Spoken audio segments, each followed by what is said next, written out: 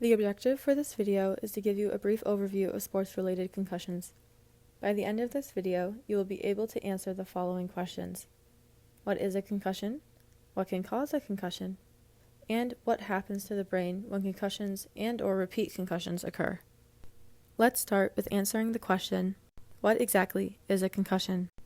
A concussion is an injury to the brain that occurs due to mechanical forces. A concussion is considered to be on the milder side of the traumatic brain injury spectrum, but should still be taken seriously. Since it does cause changes to the brain physically and chemically, it can lead to a wide variety of symptoms. All concussions have different recovery courses, depending on severity and management, as well as risk factors in your medical history. In mild and well-managed cases, symptoms of concussion and any limitations typically resolve between 10 and 14 days. Now that we know what a concussion is, what can cause a concussion? Traditionally, we think of concussion as something that happens when we hit our heads, but it can also happen during a body check, even if the head isn't directly contacted. The easiest way to think about it is any bump, blow, or jolt to the head, or a hit to the body that makes the head move quickly back and forth. Commonly used examples are seen in contact sports, such as collisions between two players in football or soccer where the head is involved. Concussions may also occur during non-contact sports.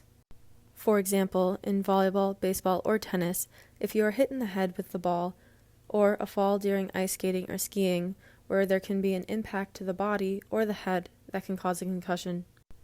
It is not clearly known why some types of contacts cause symptoms of concussions and others don't, but some hypotheses include where on the head or body someone is hit, or with how much force they are hit with. So now that we've discussed how a possible concussive event may occur, what happens to your brain to cause a concussion? When those forces, from the direct or indirect blow, travel to the head, the brain experiences forces that are stressful to the tissue.